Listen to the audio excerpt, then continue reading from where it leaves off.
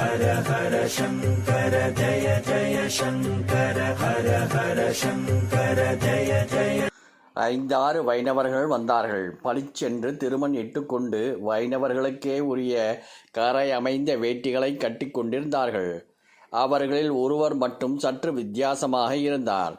சிலை மாதிரி நின்றார். மற்றவர்கள் பெரியவாளை வணங்கியபொழுது அவர் மட்டும் எந்த உணர்ச்சியும் காட்டவில்லை.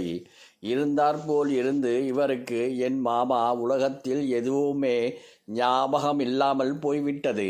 இரவு பகல் தெரியாது. தன் வீடு பிறர் வீடு தெரியாது.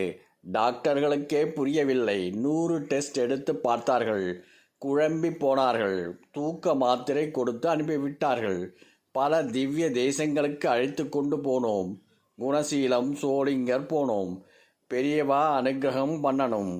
பொறுமையாக கேட்டுக்கொண்டிருந்தார்கள் மகா பெரியவாள். பின் அவர்கள் எல்லோரையும் அச்சுதானந்த கோவிந்த நமோ சாரண பேஷாத் நிஷ்யந்தி சகல ரோகம் சத்யம் சத்யம் வதாமியகம் என்று விஷ்ணு சகஸ்ரநாம பாராயண கிரகத்தில் சொல்லப்படும் ஸ்லோகத்தில் 108 தடவை சொல்லச் சொன்னார்கள். பெரியவாளுடைய அடுத்த அக்ஞைத்தான் எல்லோரையும் கலவரப்படுத்தியது. மனத்திலிருந்த வஸ்தாத் போன்ற முரட்டு ஆசாமியை அழைத்து அந்த கிழவர் தலையில் பலமாக குட்டச் சொன்னார்கள். அவன் அப்படியே செய்தான். ஆச்சரியம், அடுத்த வினாடி அந்த கிழவருக்கு பூரண ஞாபக சக்தி வந்துவிட்டது. ஏண்டா ரகு, இங்கே எப்போ வந்தோம்?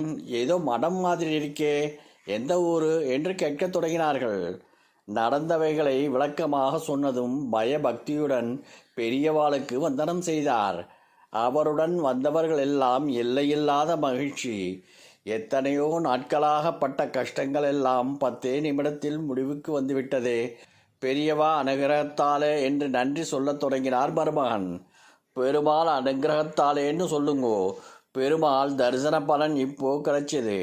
நீங்கள் எல்லோரும் அச்சுதன் அனந்தன் கோவிந்தனை வேண்டிக் கொண்டீர்கள். கைமேல் பலன். எல்லோருக்கும் பிரசாதமாக பழங்கள் துளசி தளமும் கொடுத்தார்கள் பெரியவாள்.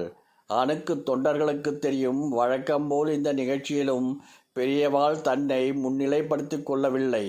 பெருமாளைத்தான் முன்னே நிறுத்தினார்கள்.